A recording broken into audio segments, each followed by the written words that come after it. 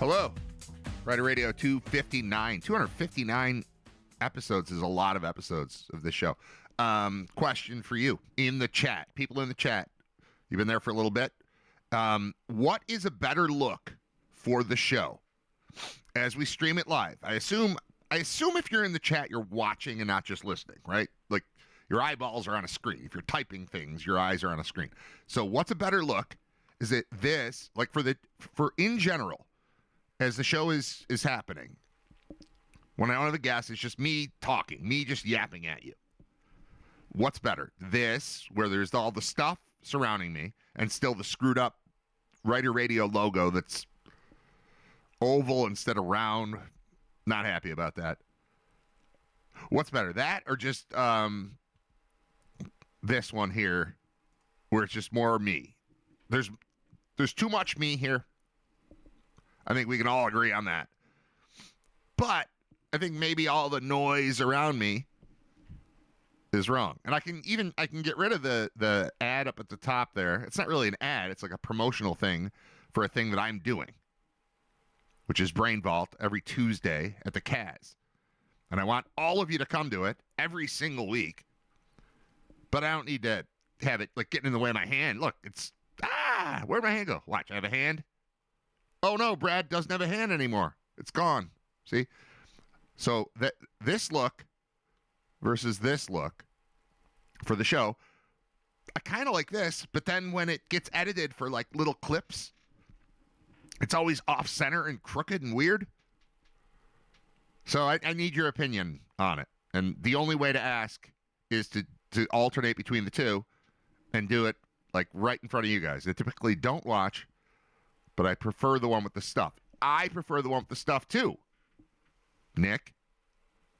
But I don't know. I could listen to options. Put the stuff back. We'll go with the stuff. I like it with the stuff. It seems more like a production instead of just a dude in his house, which is what it is. I don't know. I'm considering all things.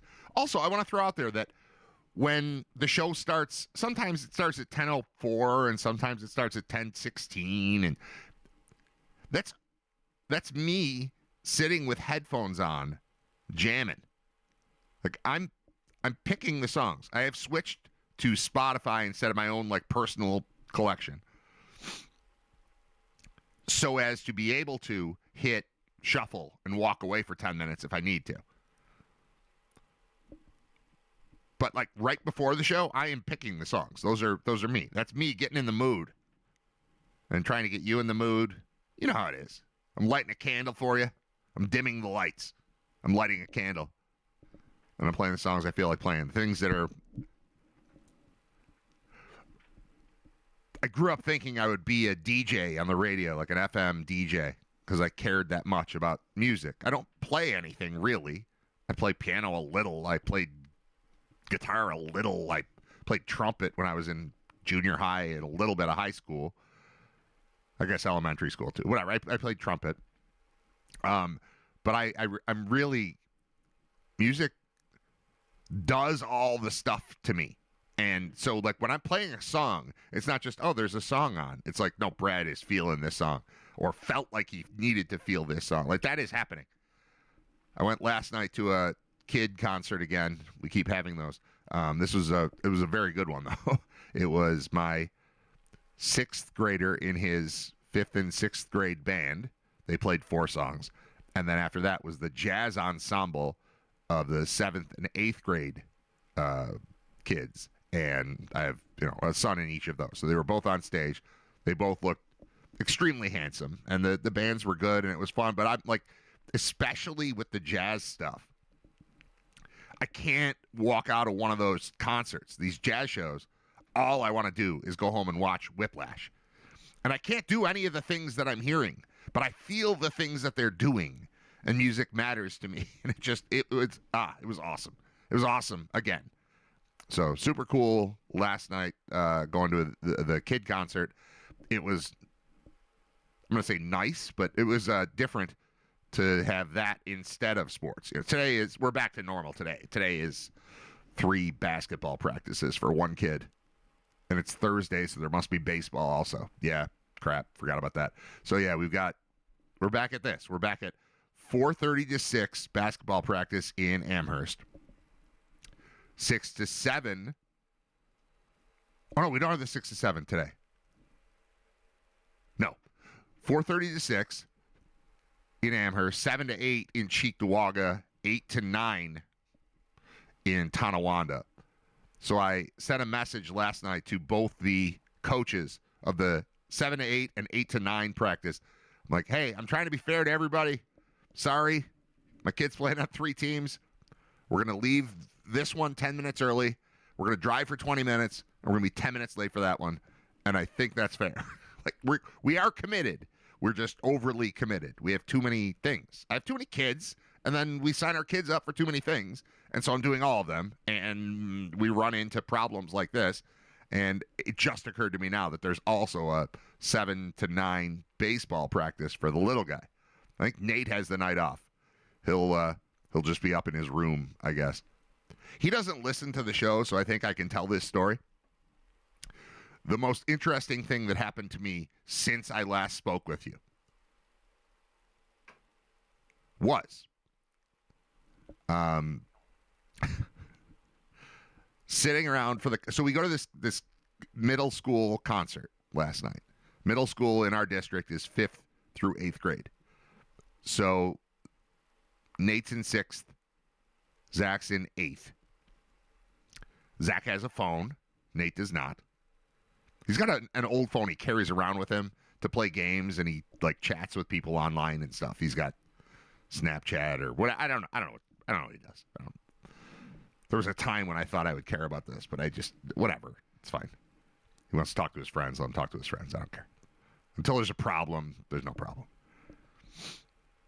We get a text, I don't know, 5 minutes maybe before the concert starts that says it's from Zach to my wife. She's sitting next to me. We're in the auditorium waiting for the band and the jazz band to come on stage. And she gets a text that says, Nate has a girlfriend.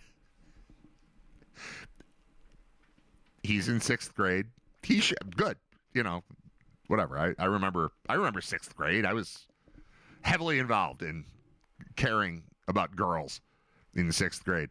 But I haven't heard a lot of it from our kids. And we just got this text that said Nate has a girlfriend. And he continues, just apparently backstage, Zach talked to a bunch of Nate's friends. I'm with Nate's friends. They said he has a girlfriend.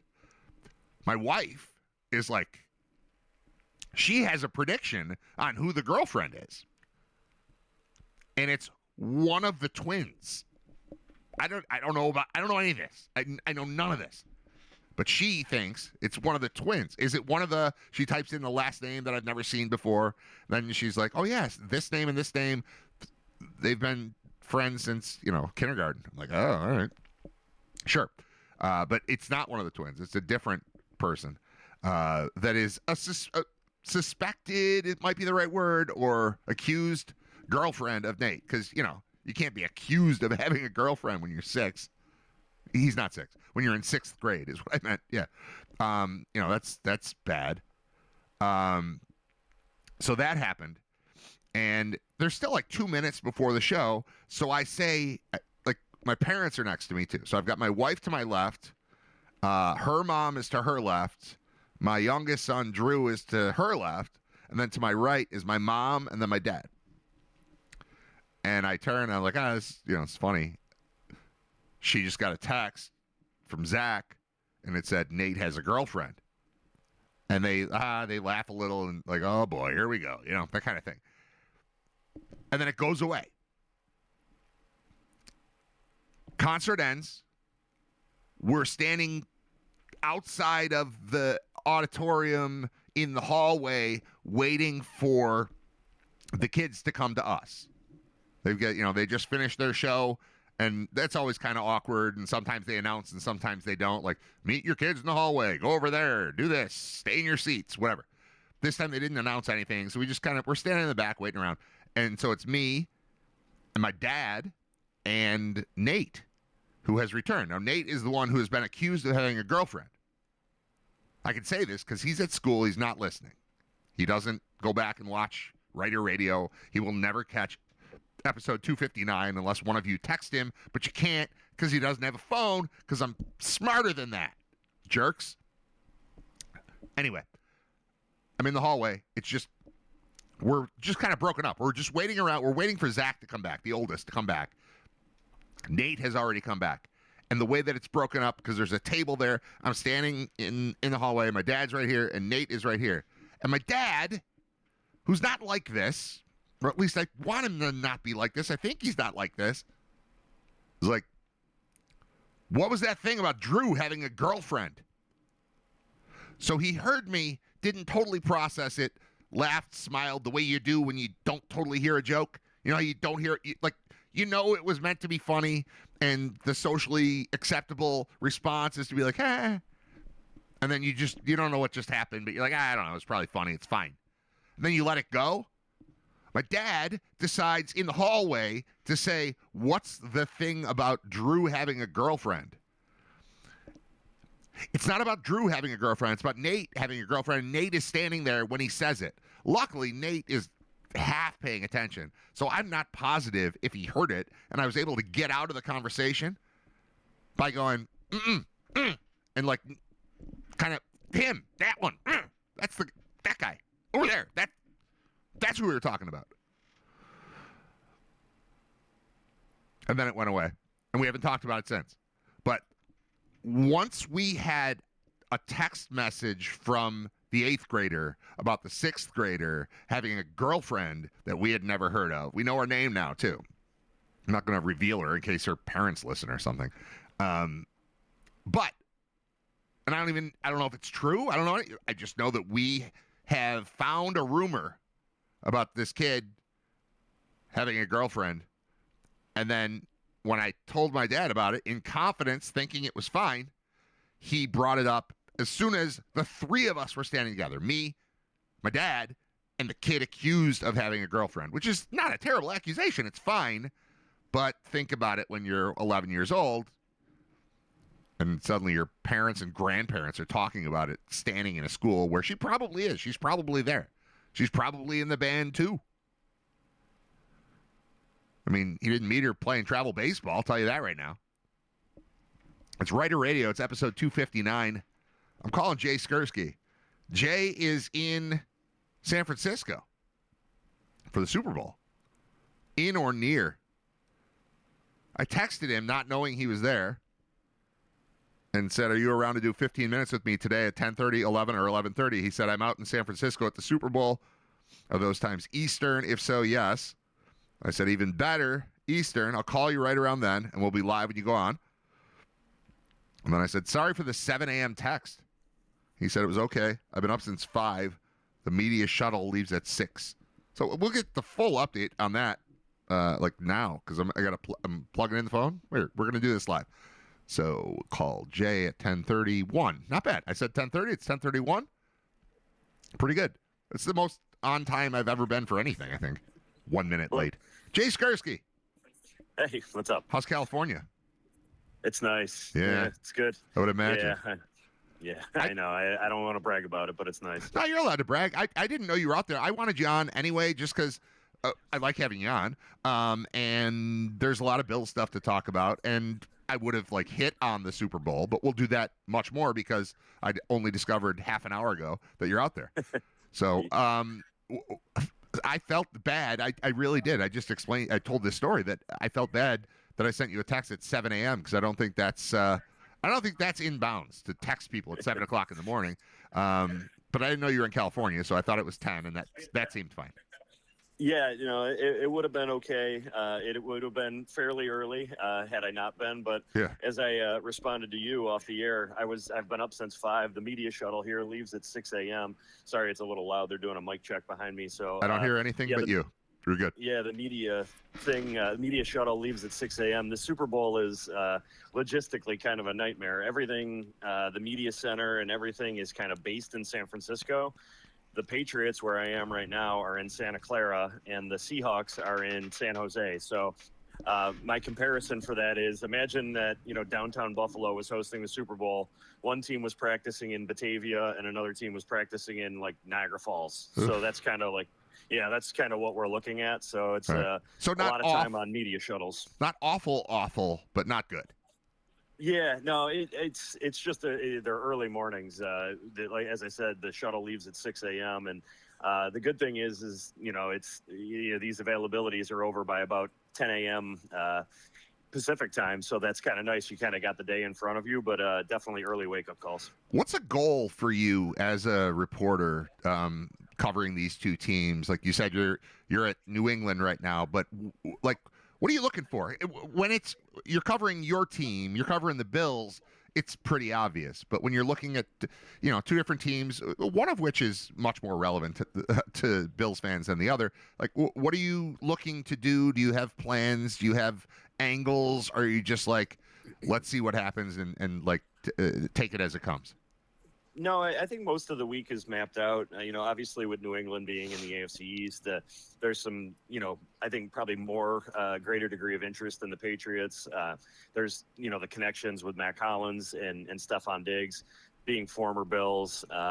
So, today, for example, I wrote about Hollins and he had some interesting things to say about, kind of not feeling valued by the Bills organization after the 2024 season. And, given where they were at wide receiver this past year, you could, kind of make the case like, hey, they probably should have brought this guy back. Sure. And then, Diggs is obviously kind of he's a superstar in the league and he's been, pretty open this week about, talking about his time in Buffalo and, having some regrets on how that finished. So there's some of that. There's, I've got a column Sunday coming about how, I think everyone in Western New York is united behind a common cause, and that is not having the Patriots win another Super Bowl. Yep. So it's a mix of kind of reporting on some Buffalo-ish angles. I talked with Leslie Frazier yesterday. He's with the Seahawks on their coaching staff. I didn't even know that. Yeah, he's got a long history in Buffalo. So for me, it's kind of a mix of like finding the Buffalo angles and then doing a little bit of column writing and things like that. What has the experience been so far being out there? When did you get there? What's the whole story on your trip so far? Yeah, so came out Monday, and that's pretty typical. You get the Super Bowl opening night on Monday. It makes, for a long week, certainly. Tuesday, Wednesday, Thursday, they have a player availability.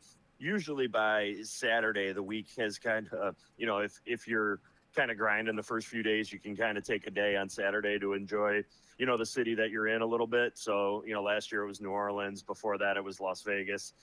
This is the first time I've been out here for Bills games before in San Francisco and one time on vacation, but have never spent this amount of time here. And so looking forward to, trying to get done by Friday afternoon / Saturday morning so I can kind of explore the city a little bit on Saturday. And then for me personally, it's kind of neat that Levi Stadium will be the last one in the NFL that I haven't been to. So on Sunday for the game, I'll be able to say that I've been to every NFL stadium. So that's kind of just a neat kind of personal thing that I'm looking forward to. That's great. The only Super Bowl I attended, I went home on Saturday. So I still talk about going to the Super Bowl. It's no big deal to you. You do it all the time. I went to one. It was in New Orleans. It was the Patriots and the Rams.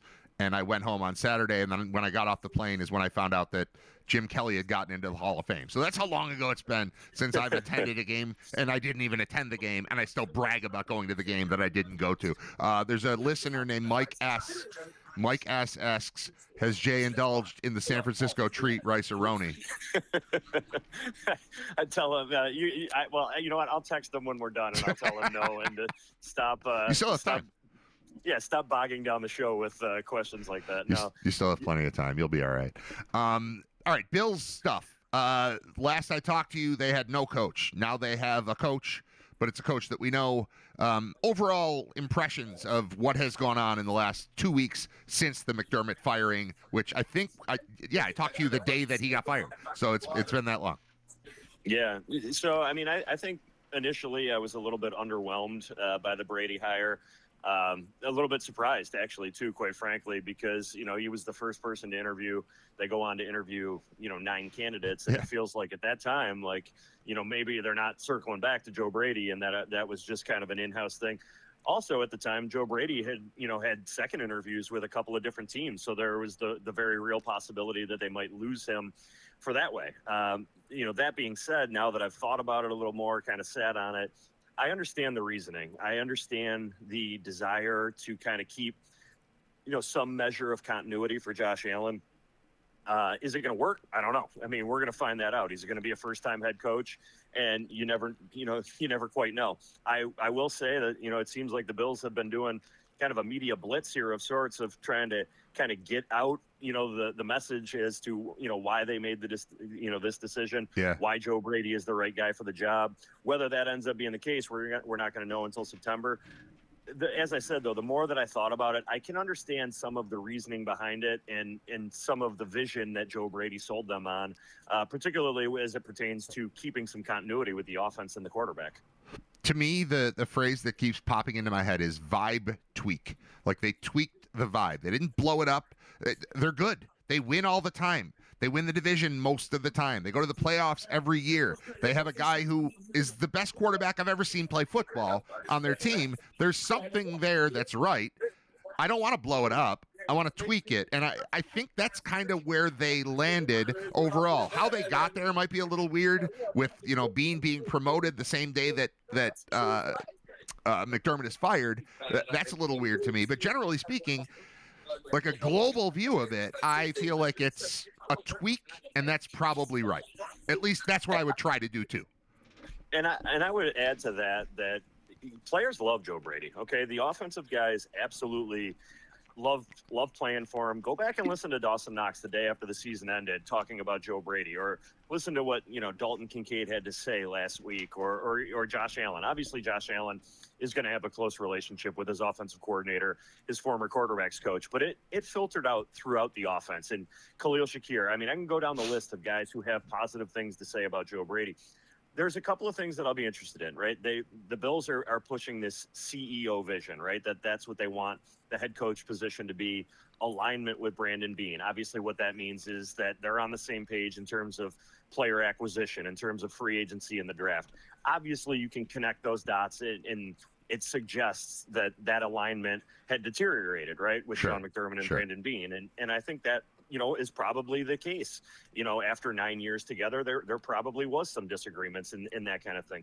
Here's the big thing for Joe Brady that I'm very interested to see. It's something that I want to explore more with him.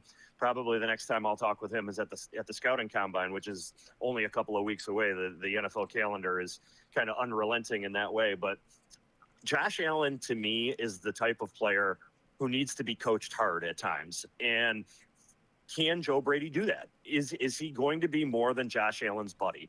Can he hold him accountable when he needs to be held accountable? Because I think there are times where that happens. And so is he comfortable in that role as a first-time head coach? Excuse me, as a guy who is close in age, quite frankly, to Josh Allen. Can he be that type of a coach when Allen needs it? That's something that I'm really interested in kind of seeing how that develops. Do you think that because you brought this up, and I'm trying to phrase the question properly, and it's taking me a second here, but the media blitz, is it more, I don't know, does it, pathetic is the wrong word, but does it feel groveling? Does it feel like, no, please still love us? Because it kind of feels that way. I watched Brady on his press conference, and he was fine. I thought his opening statement, he was all over the place and seemed out of control a little bit, and I think that was just emotion. And I'm like, you know what, let's let him go. He's pretty excited. He's got a sport coat on. He doesn't want to wear this. I could see that. And then once he sat down at the table, he was more himself. And then an hour later, he was on McAfee, and he was loose and regular, and there is where you could see why they hired him, to me. Mm-hmm. But I'm just seeing Bean going everywhere, and Brady is on everything, and it just feels like PR a little bit. But I don't hold it against them, but I don't know what to think about it, because it feels like I'm being pushed to think that this is a good decision, while I'm also thinking that it is a good decision, but I don't know if they're doing it to me. Do you understand? I don't even know what I'm trying to say, but I feel like I'm being pushed in that direction by like the PR machine of the Bills, even though I think without the PR machine, I would still be in that same exact spot. Does that make sense? I do.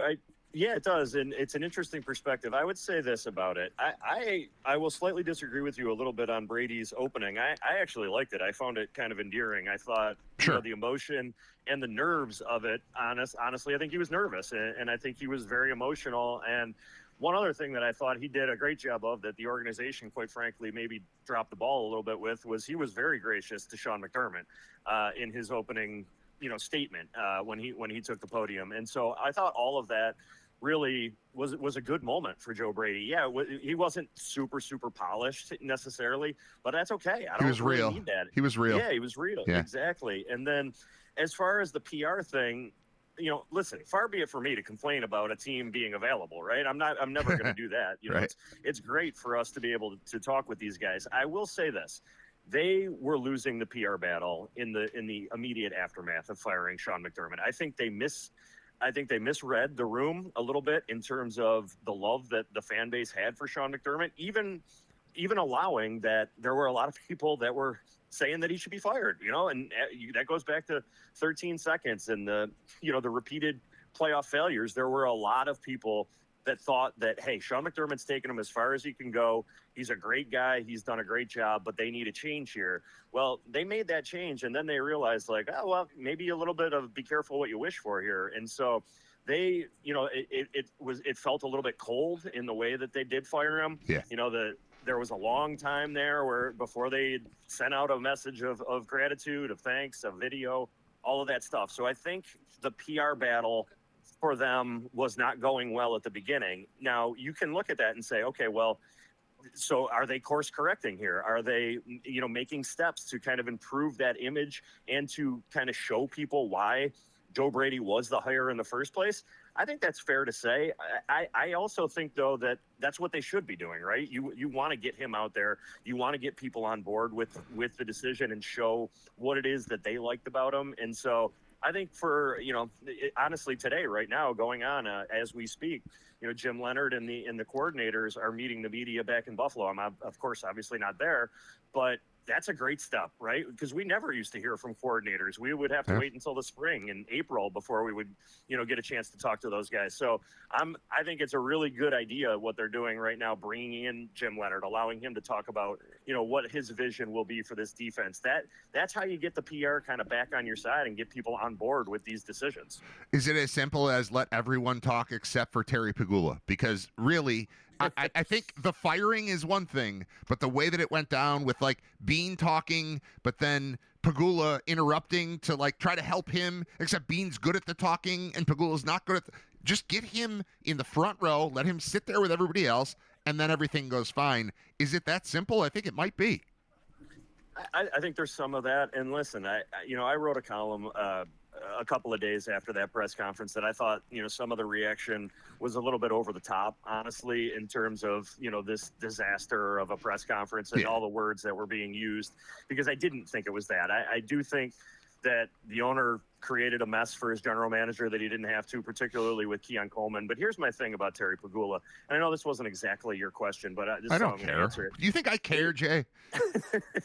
Well, what I would say about Pegula is that if he would have just gotten up to the podium and said, I feel like we've hit the proverbial playoff wall, there would be none of this pushback, because that is an entirely justifiable position for him to take. Quite frankly, I felt. There's a lot of people. That's how I felt. There's a lot of people that agree with him. Yeah. Right? Exactly. And so, I think he was trying to convey the emotion of that locker room. And I'm with you. Like, I was in that locker room, and it was more emotional than many other of these, horrific playoff losses that they've had.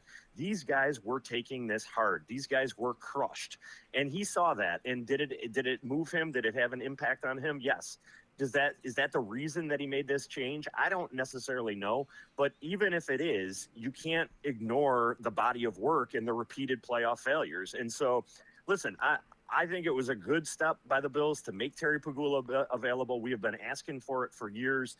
He is the guy that ultimately had to own that decision, right? That was not Brandon Beane's call. Brandon Beane and Sean McDermott reported to Terry Pegula. So you can't put Brandon Beane up there to answer questions about firing a coach he didn't fire. And so I think having Pegula available listen, he's not going to be Jerry Jones, and he doesn't have to be Jerry Jones talking after every game.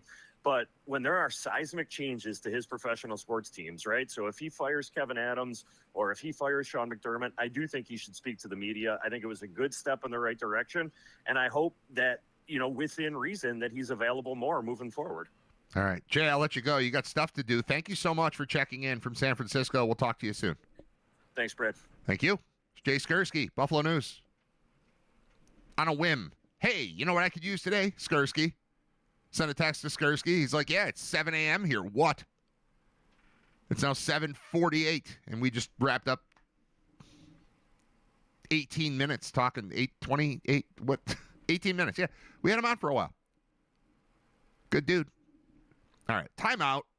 We'll get to the chat stuff and then everything else that I'm planning on doing today. But that was fun. Good to hear from Jay. We shall return with episode 259. I didn't even have to look at the sheet to know that it's episode 259. How about that? That's how on top of it I am today. You know what's funny? I'm wearing a sweater because I went to a concert last night. I slept in this. I'm cold. I'm so cold. It's so cold. Why is it so goddamn cold? I just slept in my clothes. And I got stuff all over my sweater. So this thing has to get washed. But the good news is I got no stuff from here up on the sweater. But if I stand up, if I go any higher than almost there. If I go any higher than this, you'll see problems. But I spilled stuff on the sweater. This is a sweater. This is dressed up classy Brad right here. This is like almost brain vault Brad. I look classy because I slept in my clothing and I'm only being shot from here up. Cool, huh? All right. Stick around. Riter Radio continues in just a moment. But we're going to play a couple songs, and then we'll be back. All right? You got it. This is Riter Radio. Here's Brad. Here I am. What's up? So I'm reading this story about the Muppets that I wanted to read yesterday, but I couldn't read. I don't like how this looks. I listened to all your things that you said about how I should put that. I'm taking this off the screen. I don't like the ad where it is. I didn't like it where it was. I don't like it where it is. I want the ad there. We need to sell tickets to Brain Vault next Tuesday. They just went on sale. It's completely available. Every seat is available. All seats are available. 0 tickets sold. They just went on sale. So now's the time to go grab one. And we're still running the same promotion where if you buy one, you're going to get an email after the show that invites you to another one for free. So tickets are $15 or $20. But it's really half that because you're getting 2. So buy them, and then come to the show, and then you get an email, and then you get a code, then you use the code, then you buy another one for free. And that's not really buying one. So you take another one. You steal one. You get to steal. I'm offering you the opportunity to steal a ticket, and I think that's a good deal. Episode 3 will be Tuesday at the Kaz. We had a lot of fun each of the last 2 weeks. Tim Graham has been a part of it both times. We had Jeremy White. We had Greg Bauk doing stand-up comedy, which was magical, honestly, because of all the technical things that were going wrong for me. If you know me and you know the show and you know what it's like, when I do something, I'm like, oh, I can do this, and then I can't, and it's in the moment, and I'm trying to entertain you while also fixing a problem. It's asking a lot of one man's brain. So to be able to go, hey, Greg, give me 3 minutes. And he would just, all right, and he'd just tell a joke that he had it all planned. It was awesome. I think Tim's back again this week, and we're going to add rotating guests as well. But please go to thekazbuffalo.com. Link is in the top of the chat. The little banner thing I'm going to take down right now because I don't like. There's a lot of stuff I don't like about it. We got to get a new one because it says season 1 begins January 27th, and we're now in February, so that's no good. We gotta get a new banner, and the shape of it doesn't fit right on the screen. Somebody suggested putting it like down at the bottom under where my dumb face is. I've got writerradio.com and the phone number and the I don't even know what that is at Riter Radio. It's Twitter, I guess. I don't know. That stuff's small and irrelevant, and I should remodel this whole thing. But that's not going to happen in the middle of the week. Maybe for the weekend. Maybe, when I'm not at a basketball game or watching the Super Bowl, I'll modify the way that the show looks. Maybe I'll do that between now and Monday. I've had it in my head to try something new for a while. But based on research, and it's, quick research, going, hey, what do you think? What looks better, this or that? Because I asked earlier, hold on, I got to find a way to get rid of this thing. Hold on. Brain Vault banner, gone. Oh, that got rid of. What do I have to? Oh, I know. I got it. Hold on. Do this. Get rid of this. Then hit this. See, I can do something. Look at that. Oh, it faded nicely, too. That was cool. This looks better. The wood wall looks good. Oh, we haven't talked about this. What about you guys up for helping me, telling me what looks better? So the reality is that how do I do it? All right, hold on. This is fun. We're experimenting live on the air. It doesn't really matter. All right, I switch out of studio mode. All right, so now anything I do is just going to happen right on the. You're going to see anything I click here. Anything I change, like I can get rid of everything. Watch this. This is going to be stupid. Ready? All that's gone. I can just get rid of that. I can get rid of this. And you're watching it. I can make this bigger. Oh, that would just be green screen. Never mind. I get rid of. No, I'm not going to get rid of that. That's the one thing I have to leave up. There's my name. Move my name. Brad Riter. Look at that. At Brad Riter. I can have that. Now I've forgotten what I was planning. I had a whole plan for what I was about to show you. Oh, the green screen. Okay. So if I open this. No. Go to that. Okay. All right. This is how we have to do it. I can change the background. So the wood wall has been cool. I did one show with this, one show with that. Here, look at the options that we have, and we can do anything we want. There's me for my 250th episode that didn't air on time, but that was ready. That was cool. That looked good. There was one show that looked like that. There's your standard wood wall. I've got a brick wall. We can do brick wall. Oops. Hold on. Oh boy, this is all a mess. I got to get rid of all these. We're ruining it. I'm ruining it. I'm ruining it myself. This is fun, though. It's experimental. All right, so brick wall. Is it too big or too small? I don't know what's happening with the brick wall. Brick wall. Select the brick wall. All right, I've got a brick wall. Normally, it would be full size. That's missing. This is just me with nothing. Then we've got me in like the White House, like a briefing room. Me in the briefing room. If anything's ever very, very important, if the Epstein files if that ever happens, I know we've been told to get over them. I wonder why. There's that. I've got a snowfall thing where it's just, hey, it's winter. Look at this. It's me. It's Brad. It's winter. I'm in Buffalo. Look how cold I am. There's that. But this is kind of fun. Something screwed up with the size of everything. I don't know why it's not showing the right way, but these are the options. When I am not doing a show, I can make them look better, but that's kind of fun. I got on air. I've got this with just the logo, a bunch of logos behind me. I can do that one. I can do, this is a neon, I call this neon, but this is just an AI creation of me in a basement studio is kind of what I went for. We got that as an option. And then I did one entire show where I just sat in Michael Scott's chair from The Office. I don't know. I think wood wall's right. I think we'll stick with it. Switch back to that mode. Switch back to this. Turn everything back on. We'll be good. I promise. It's coming. Not Brain Vault banner, rather. Twitch overlay, yes. Fade. Then we look like this again. But now the wall is not the right size. The wall's not filling up the... damn it. Whatever. This is why you can't experiment live. All right. Yesterday I was talking about there's a new Muppet show.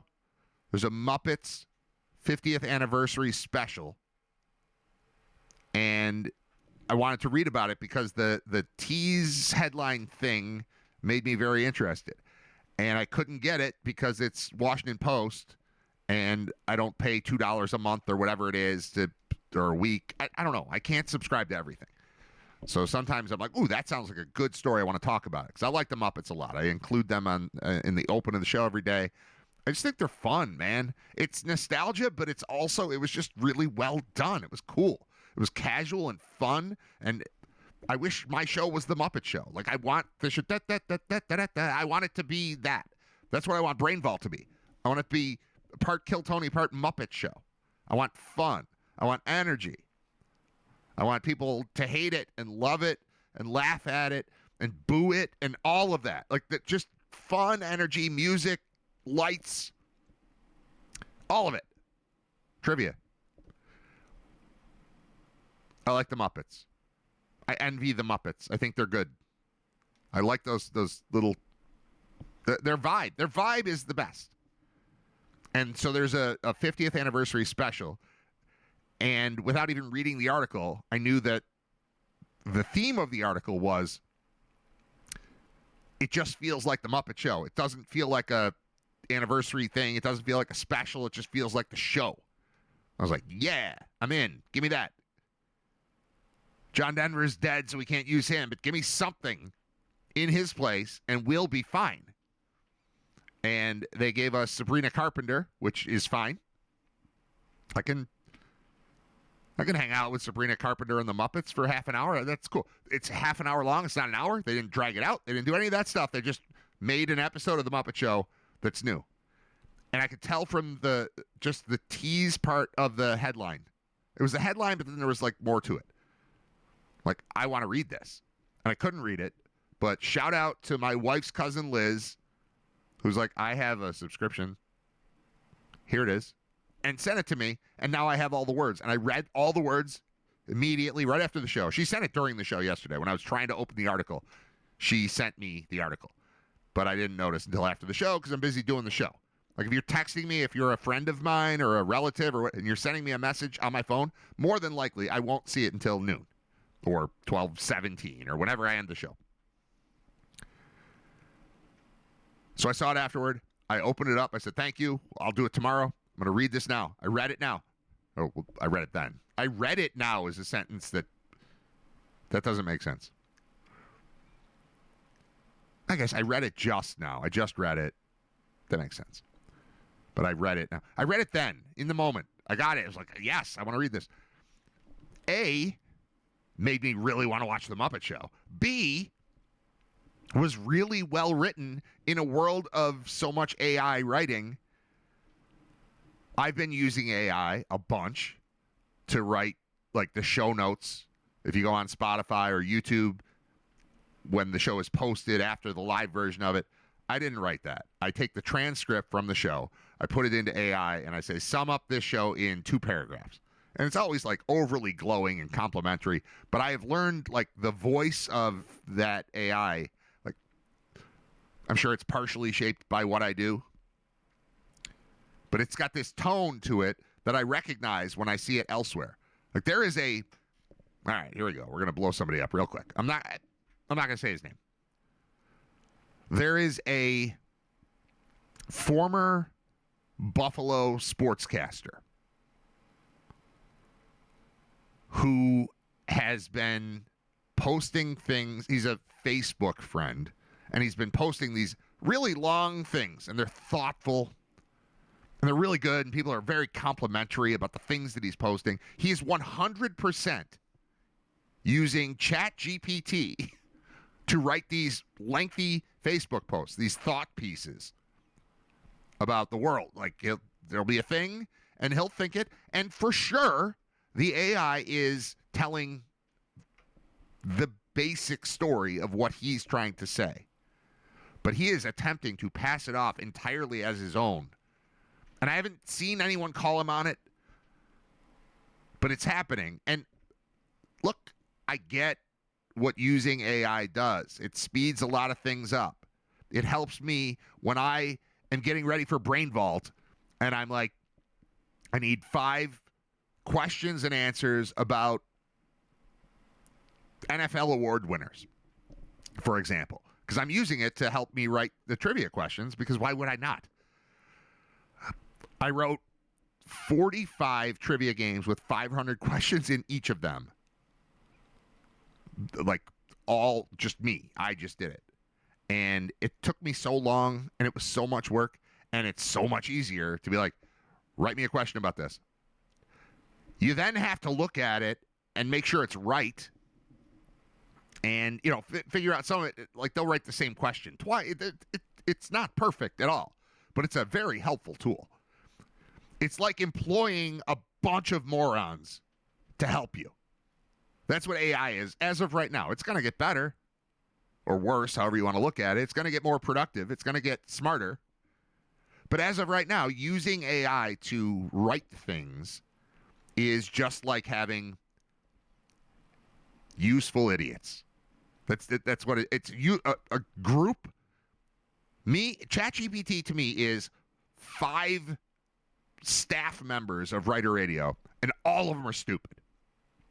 But sometimes you don't want to do every little thing, so you're like, hey, stupid people, take care of this for me. And then you still have to check it and make sure that it is passable. And it often is not. They're often dumb. These 5 people that are combining to be AI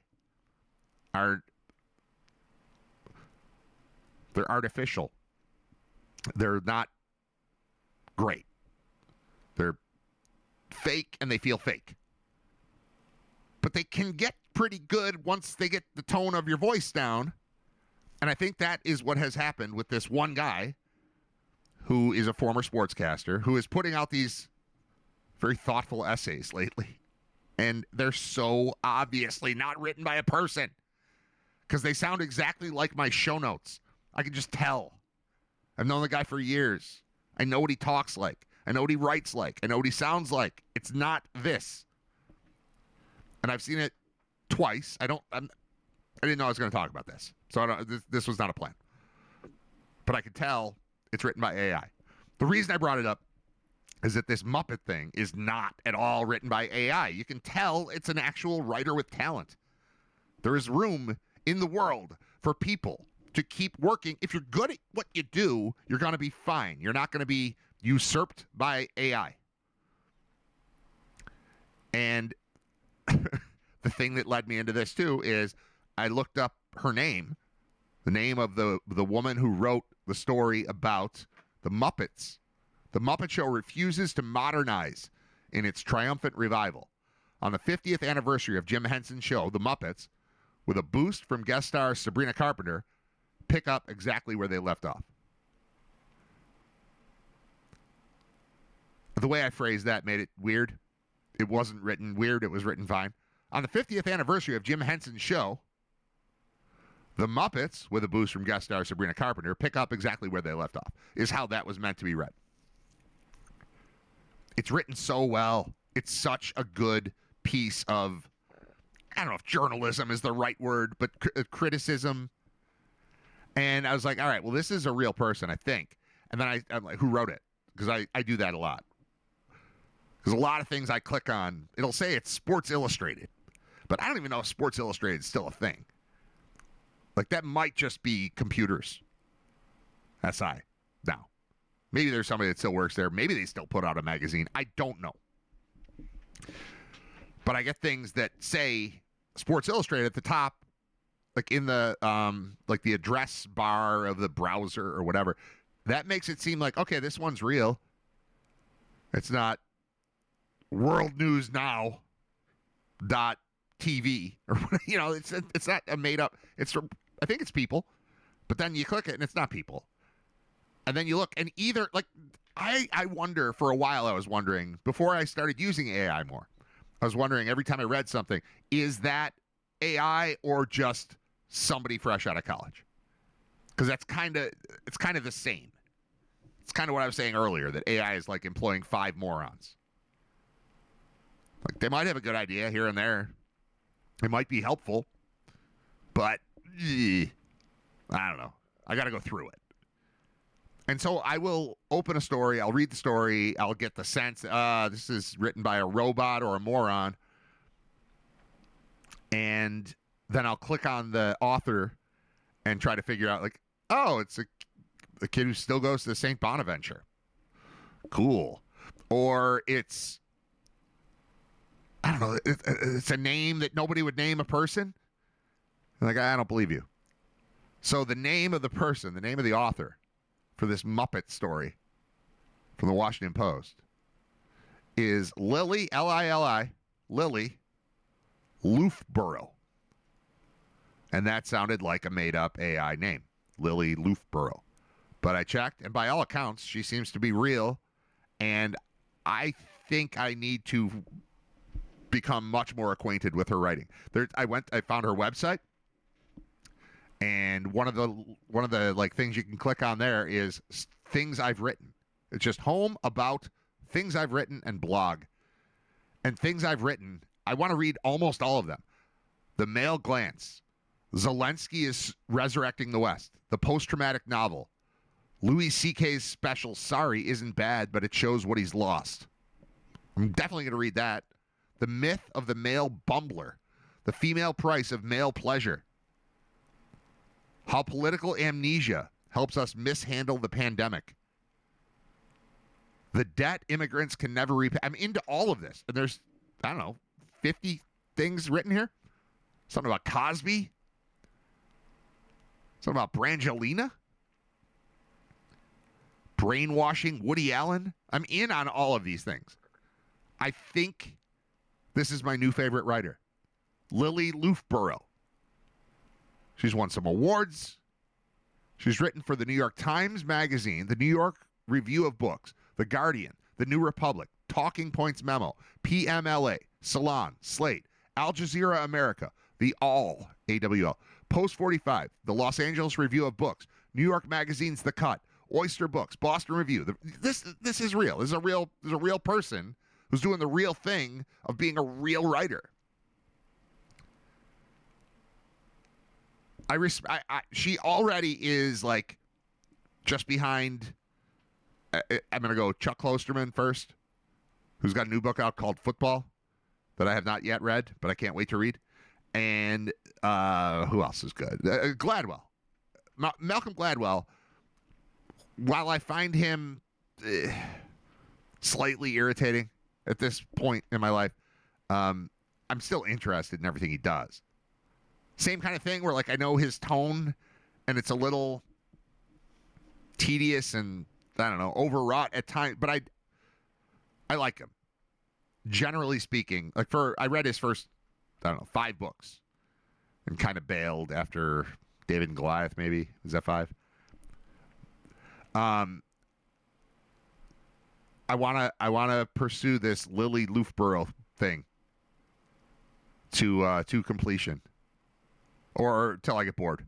One of those. Either way. Here's the Muppet story. I know we just talked about the Super Bowl and the Bills, and Jay Skursky was on, and that was awesome, but we're going Muppets now. Sorry. The Muppet Show special is mediocre. This is as it should be. Good and right. All right, you got me. You got me already, Lily. She's great. I love Lily Loofborough. Her name seemed fake, but now she seems real. I think she's real. If she's not real, then I want the AI that wrote this. I want my AI to think like Lily Loofborough. She's my Saskia Hamilton. I've never met her. Just saw her name on a spine. Let's go. I don't know what she is, but I like her. The beloved show Jim Henson created 50 years ago after leaving Saturday Night Live made flappable imperfection its governing ethos. AI can't write that. The goal wasn't to create a flawless night of entertainment. It was to mine the chaos of a production, especially backstage, for joy and laughs. Now you can, if you think like me, if you know me super well, you know what I'm about to say. Sounds like Brain Vault, right? That's what I'm trying to, I didn't know until I read this that what I'm trying to do with the trivia show is create the Muppet Show. I thought I was trying to create Kill Tony. It's a Muppet Show. It's somewhat controlled chaos, fun, noise, laughter, music, lights. That's what we're doing. Beer. Drink whatever you want, but I'm just saying there's a bar. I'm trying to do the Muppet Show with a bar. That's Brain Vault. We're 2 episodes in, and I'm now thinking, oh yeah, Muppet Show. Muppet Show is what I meant. I knew that thought came from somewhere. I knew my vision came from somewhere. It's the Muppet Show. The goal wasn't to create a flawless night of entertainment. It was to mine the chaos. I could stop there. But, yes, of a production, especially backstage, for joy and laughs. Bad on the Muppets has always been good. That Fozzie has terrible punchlines is exactly what made his sketches fun. Miss Piggy's insistence on her talent is marvelously undercut whenever she actually performs. Seth Rogen has resurrected the show, along with other producers, has resurrected the show as a 30-minute special that doubles as a backdoor pilot for a possible revival. Director Alex Timbers preserves the show's loose, bubbly sense of fun. Loose, bubbly sense of fun is a perfect phrase for Brain Vault and for the Muppet Show. This episode, featuring a pitch-perfect Sabrina Carpenter as Kermit's guest star, doesn't feel overproduced or overthought. It is merely, and I mean this as a compliment, another episode of the Muppet Show. I love this. It's not the best episode of all time. It's an episode of the best show of all time. I'm exaggerating a little about it being the best show. You get what I'm saying? Like, we're producing the show because we love this show, so let's just do another episode of this show. Every episode doesn't have to be the new best episode. It just needs to be in line with the other episodes. You don't need to be like, you got to see this episode of The Muppet Show. You need to be like, you got to watch The Muppet Show. Like, that's what it is. Brain Vault, same. Every episode doesn't have to be the same. Or it doesn't have to be the best. Excuse me. It has to be the same. Once we get it to where it needs to be, just that again. Do that again. Start over. New one. Go. Muppets. I didn't know how much of an influence the Muppets had on my life until reading this article. And I have Lily Loofborough to thank. And also Liz. Thanks, Liz, for sharing the article. Sure, there's sporadically a sense of occasion. Quote, "We're doing the show again, Frog," Rolf says thrillingly. Hold on. "We're doing the show again." Wow, I didn't know I could do that voice that well. Rolf the dog here. Pleased to meet you. I have the Muppet album, the Muppet movie soundtrack album, and it's so good. I also had Rainbow Connection on 45. And on the back, I believe, was the one I just, Rolf the dog here. Pleased to meet you. Oh, I hope that something better comes along, I believe, is on the back. That's the best song. Wow, I don't know if that's the best one. Moving Right Along is great. The one with Dr. Teeth is great.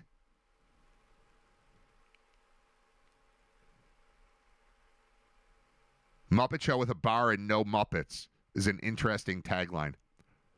Yeah, I don't hate that. Honest to God, it's the Muppet Show without the Muppets. But with tequila. There's tequila, and then it's the Muppet Show without the Muppets. Not bad. Could be the non-Muppet Show. I hope that something better comes along is my favorite. I think it's my favorite. Rolf the dog here. Pleased to meet you. What else is he saying that? Hold on. I know other things. What could be better than a saucy Irish setter when puppy love comes on strong? A collie that's classy. A laddie needs a lassie. Da-da-da-da-da. Get a new leash on life. Isn't that leash? Lease? 2, 3, 4. I'm definitely playing that song. I'm queuing it up so that it comes on after when I take a break. I want to take a break in the middle of talking about the Muppets to play the song for the Muppets. All right. Is it really called All of That? I hope that something better comes along. Oh, the grasshopper, please. I hope that something... There it is. I'm going to... You know what? Unprecedented. I'm going to play the song in the middle. Like, I don't want to take a break. I want to talk. I want to keep reading this and continue connecting the Muppet Show to Brain Vault, but I need to hear Rolf the dog here. Pleased to meet you. He's the bartender. I'll have a grasshopper, please. Not a terrible Kermit. Great Rolf, I think. Sounds right to me. In my head, that sounds right. I'm playing the song. I'm going to take myself off the screen so that I know how to edit this later, because I'm going to get busted for playing a song during the show. So I'm going to do that. We're going to listen to one song. I want you to hear this song. I want you to appreciate the combined, like, adult and child humor in this single song of a frog going into a bar and ordering a grasshopper because he's a frog. And the bartender is a dog who also plays the piano. That's what I want Brain Vault to be. It's hard to pull off. I didn't know this until now. This is self-realization in real time. Damn, I want to be a Muppet. Damn, it feels good to be a Muppet. All right, I'm switching the thing. I'm still here. We're playing one song, and then I'll be right back. But I want you to hear, I hope that something better comes along. I also want you to notice, how good this is. Rolf the dog here. Pleased to meet you. All right? That's what you're going to hear. I could work for the Muppets. I could be a Muppet. Hell yeah.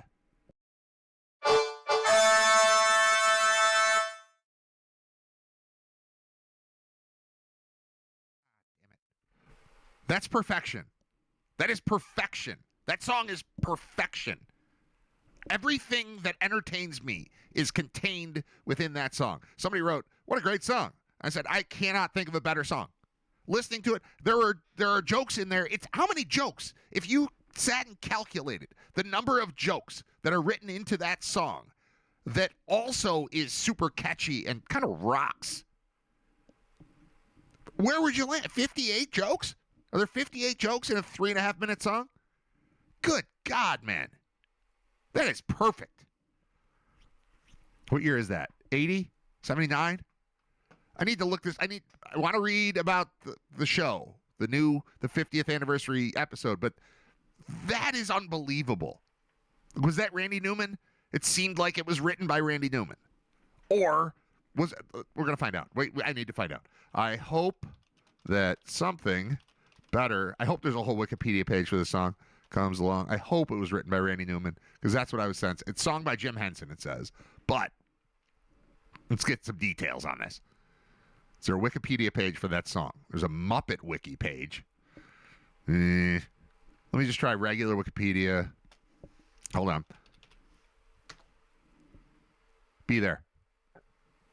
Rainbow Connections got a page. Muppet Movie Soundtracks got a page.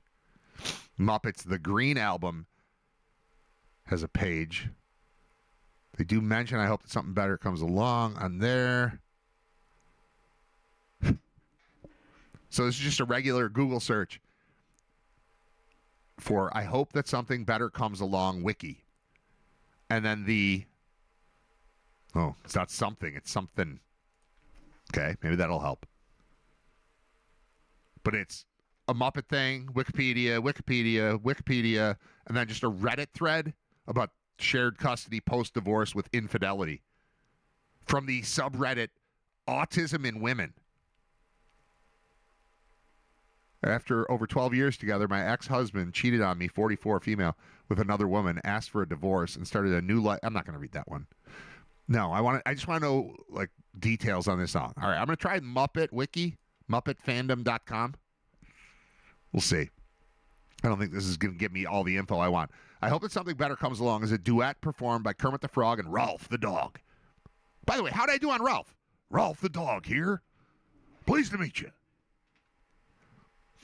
After Miss Piggy apparently abandons Kermit at the Terrace restaurant, he wanders to the bar and orders a grasshopper.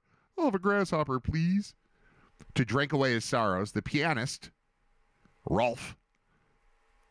I love that it's Rolf. It's not Ralph. Rolf. R-O-W-L-F, Rolf. Rolf Riter. This is my son, Rolf Riter. 2, 3, 4. commiserates with Kermit as they sing about the difficulty of living both with and without women. You can't live with them. You can't live without them. There's something irresistible-ish about them.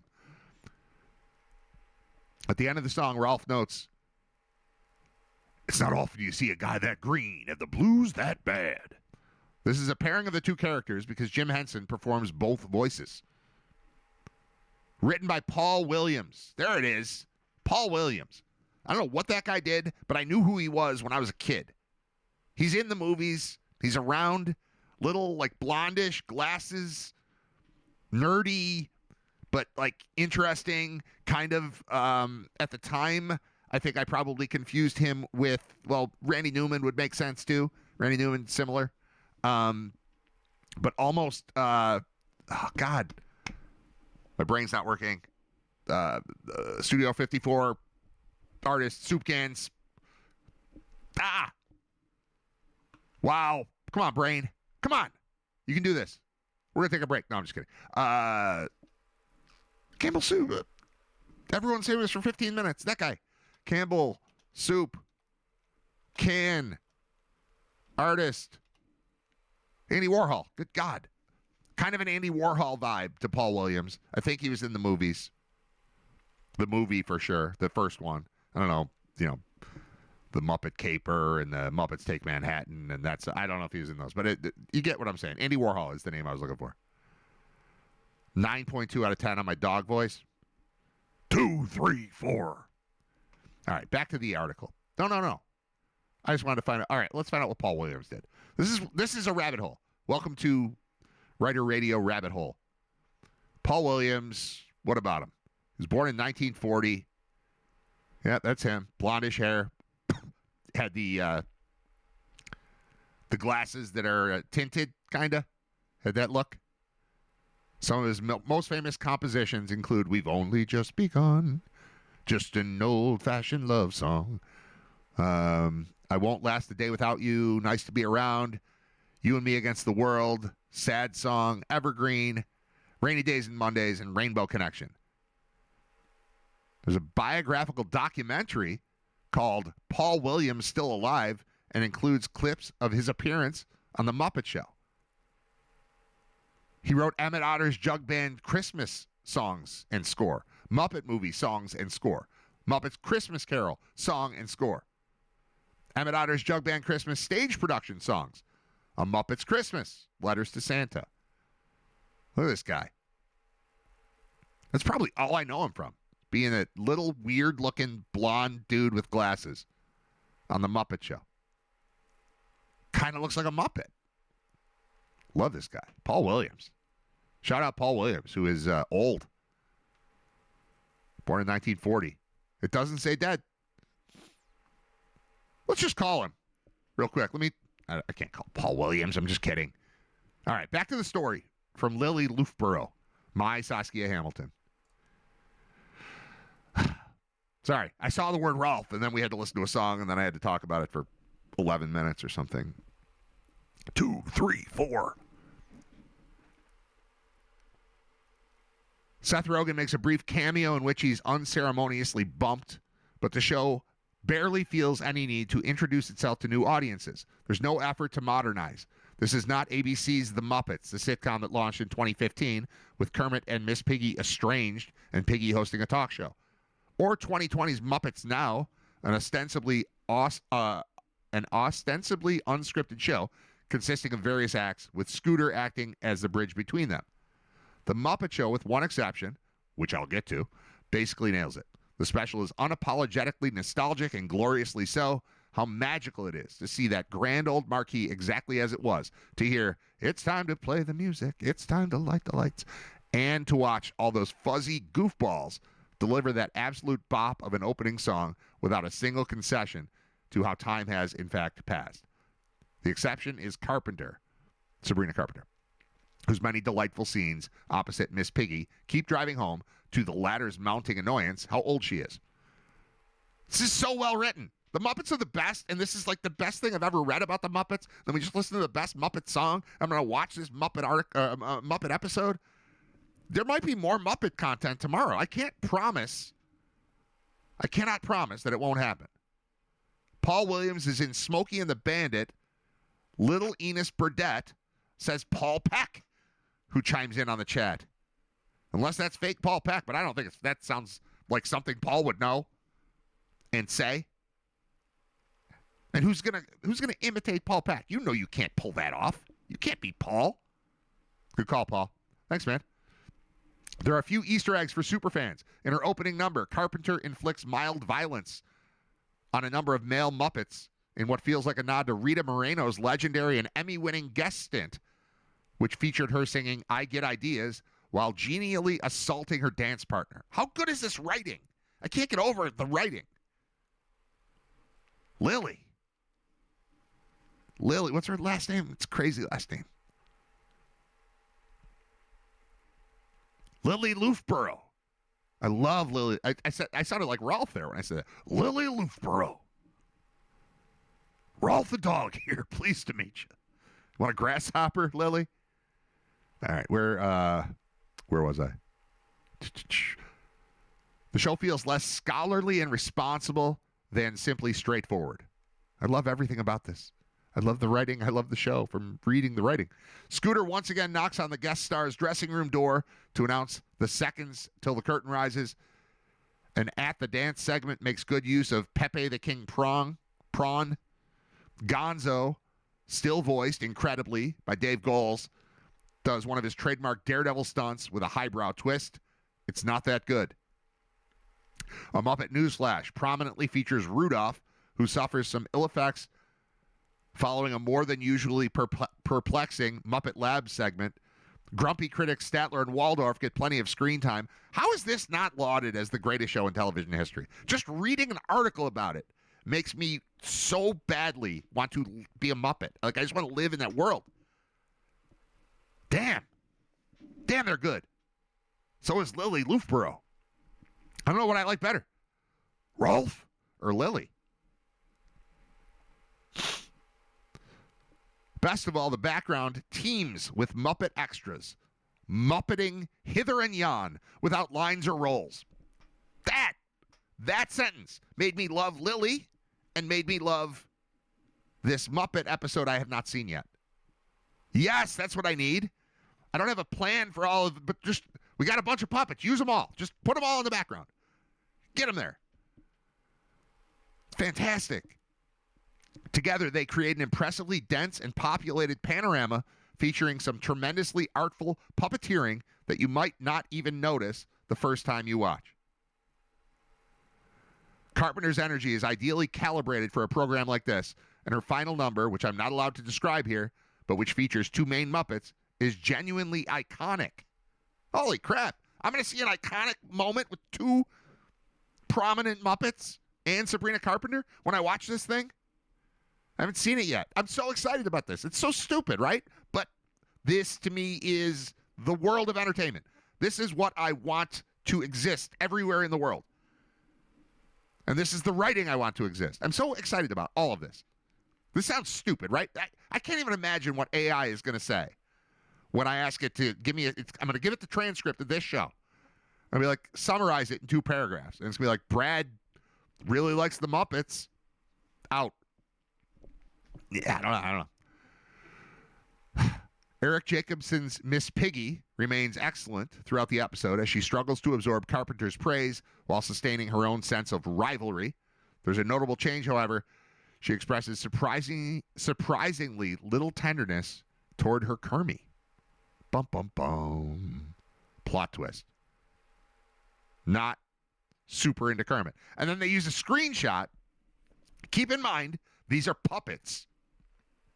There's a screenshot that absolutely perfectly shows that she doesn't really care about Kermit anymore. He's a frog. She's a pig. We should care about a frog. And I don't know if it's, if it goes that deep with her where she's like, I'm out. I don't like frogs anymore. But she doesn't like Kermit anymore. You can see that from a picture of puppets. They're not even. Ugh. All right, that brings me to the fly in the ointment, so to speak. Like Piggy, I found myself more annoyed than charmed by a frog I once adored. Again, shout out Lily Loofborough. Tremendous sentence right there. Who writes that? AI can't write that. AI cannot write. Like Piggy, I found myself more annoyed than charmed by a frog I once adored. That's fantastic. That sentence should win an award. Kermit, the Muppet Show's star and protagonist, doesn't work well in this iteration. So this is a dark turn here to me. Because, yes, all the characters are great. I love the whole mess. Especially Rolf. But Kermit's got to drive the show. And now I'm learning that Kermit is less likable. And that could hurt. Matt Vogel, who took over voicing the character when Steve Whitmire was fired a decade ago, is a versatile and gifted puppeteer. But his Kermit doesn't sound or act like the Kermits of yore. And that's weird enough. And sufficiently drastic a change from the original, which is otherwise so faithful, that it does start to become genuinely distracting. I wish I hadn't read this part of it. If I had arrived at this conclusion on my own after watching the Muppets 50th anniversary special, I'm like, you know what? I don't like Kermit anymore. I'd feel, it would be genuine. Now I'm going into it going, oh, man, come on. Can I please like Kermit? But I'm reading this, and I've loved everything else she's written about this show, and I believe her now. I don't know her at all. I've never read anything she's written. Lily Luftwaffe? Lufthammer? Luftbucket? Luftborough. Lily Luftborough is an excellent writer. And through these first 4 paragraphs, I love everything, and so I believe her now. And now she's telling me Kermit sucks. I don't want Kermit to suck, but now I think Kermit sucks. I don't want Kermit to suck. But his Kermit doesn't sound or act like the Kermits of yore, and that's weird enough. I just read that whole sentence. I'm going to skip past that. Kermit is far less flappy. His jaw far less clenched. He's less vulnerable, less volatile, less tender, less stressed. Watching Kermit decompensate over the half hour has always been one of the show's chief pleasures. I've never thought of it that way, but I believe you, Lily Luftborough. You could practically watch Kermit's blood pressure rising as he struggled to preserve his tolerance, patience, and equanimity until he exploded, screaming or waggling his hands and head while gazing at the sky. That. Right, I need that. With the skinny, flappy yarn. That. You can't take that from me. This Kermit is comparatively composed and sedate. That's a shame. A Muppet that's less physically expressive is also less compelling. Lily Luftborough. God, you're good. That's not a small problem, but it might not be a huge one either, especially since the special seemed to be tilting away from Miss Piggy's pursuit of the frog in charge, which structured so many of the original show's storylines. I have other notes. I found myself thinking, for instance, of ways various sketches could have been punched up. Some seemed more random than funny. Then again, that's always been the case. The Muppet Show has never been about being great. It's been about feeling good, and on that front, boy, does this silly little special deliver. Bravo, Muppets. Bravo, Dead Jim Henson. Bravo, Lily Luftborough. I love all of you. You're the best. All of you are the best. I don't hope that anything better comes along. I hope that we get more of that. I hope that something better comes along. Boom. 9.2. 9.2 is a crap rating, Nick. I'm better than that. 2, 3, 4. Come on. Paul Peck just chiming in the chat. I watched the Muppet special last night. It was awesome. Took me back to my childhood. They played all the hits and had plenty of Waldorf and Astoria crankier than ever. It's Statler and Waldorf. But I know what you mean. The old guys named after hotels. Waldorf and Astoria. I get it. Statler and Waldorf is what you meant. But yes, Paul. So if you're lit, Paul, are you going to... I don't feel like we should talk about the show now because you've seen it and I haven't. But can I, in the chat, get a commitment from you to come on tomorrow to give me like 10 minutes about the Muppet special that I promise I will watch between now and that show? Paul, if you're still there, let me know in the chat. If not in the chat, I'll just get in touch with Paul. I'm probably going to watch it when I end the show, and then I edit out the songs, and then I hit download or whatever. I don't know, but it like renders the video, and that takes like 40 minutes. The show is 30 minutes. So when the show ends, I think what I'm going to do is I'm going to process the video to post on Spotify and YouTube. And while that's happening, I'm going to watch the Muppet movie or Muppet Show 50th anniversary thing that's available on Disney. And when I get done, I'll still have 8 minutes left in processing. And then it'll get posted. And then I'll get on with my life. Who says no? Not me. I remember watching Muppet Babies on TV all the time as a kid. Yep. Animal is my favorite Muppet, although Scooter isn't bad either. There's so many good. They're so good. Animal screaming, 5 golden rings. Or gold. Does he say gold? 5 gold. No, he doesn't. No, he doesn't do that. Miss Piggy says 5 golden rings. He won't go on, what is that song? We Wish You a Merry Christmas. Won't go. He's the best. The Muppets are the best. There's such a good vibe. Dr. Teeth is great. Floyd is great. Is that available? Can you watch like all the old episodes of The Muppet Show? Because that's a reason for... I have 75 different streaming services. I would pay for a 76th if it featured The Muppet Show. Like all the Muppets. It's probably not a Disney property, right? What is it? Although the new thing is on Disney Plus, so maybe Muppet Show streaming. Dun, dun, dun, dun. It's time to play the music. It's time to light the lights. It's time to get things started on the Muppet Show tonight. Disney Plus. Special event is there, but where the archive? Muppet Show archive streaming is what I want to ask. Do, do, do, do, do, do, do, do, do, do, do, do, do, do, do. Muppet Show Season 1 YouTube. There's a 2005 4-disc DVD set collecting all 24 seasons of the first all 24 episodes of the first season of The Muppet Show. So in 2005 that happened. Is there a streaming version? Here we go. Reddit again. Reddit, subreddit Muppets.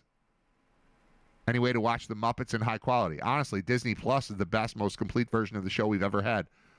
There are only about a dozen episodes with missing sketches. All right, well, I've had Disney Plus for a long time. I don't know that I've ever turned it on. Aside from maybe watching Star Wars movies with the kids or something. But I have it because it's packaged with Hulu, and I need ESPN Plus. And then for a few dollars more, and who knows, it might be $1 million a month now. I have no idea.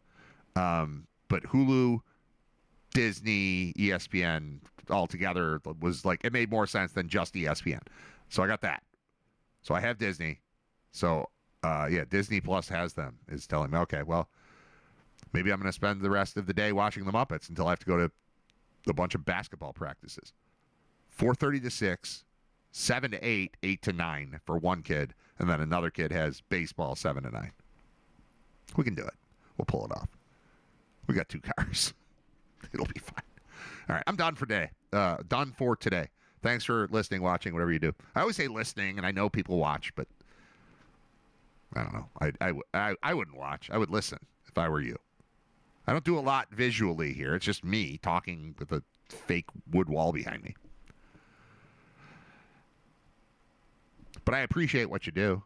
I would also appreciate if you went to the top of the chat in YouTube right now and clicked on thecasbuffalo.com, the link to buy tickets for the next episode of Brain Vault live at the Cas, which is super fun, but we need more people involved.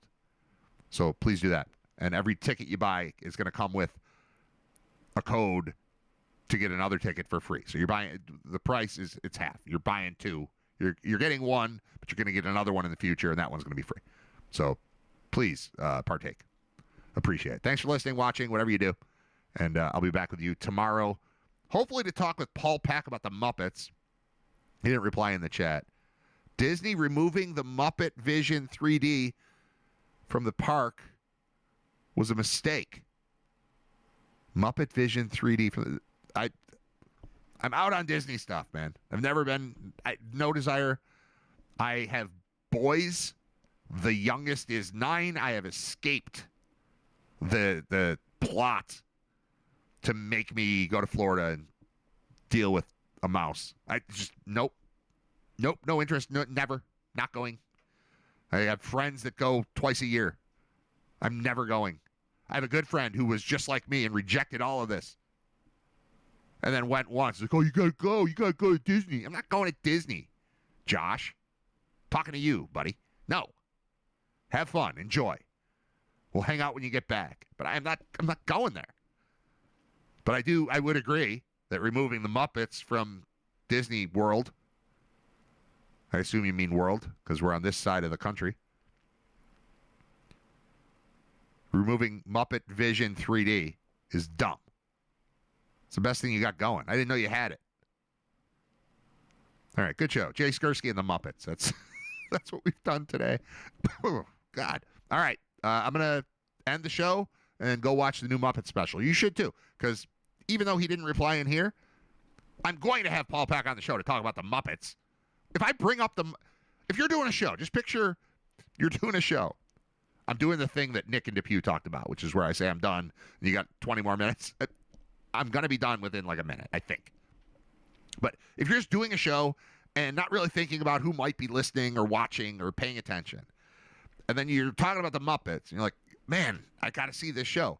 And then legendary broadcaster Paul Peck is in the chat. He's like, I watched the Muppets last night, and it was great. How do you not book Paul Peck for tomorrow's show? He bought his way in. Scott Wilson will be on tomorrow, too, because tomorrow is Friday. Scott's on twice a week, Mondays and Fridays. So we'll have Scott at 11, and I predict strongly that we'll have Paul Peck at 10:30. I don't know what he's up to. We might have to record something today, but we got to talk Muppets. We're going to do senior Muppet correspondent Paul Peck. Has to chime in. But we just haven't had a lot of bowling action lately, and we don't want to not use him. You can't underutilize a team player like Paul Peck. You got to find a role for him. So we call him the bowling correspondent. He usually just comes on and talks about football. This time he's going to have to come on and talk about the Muppets.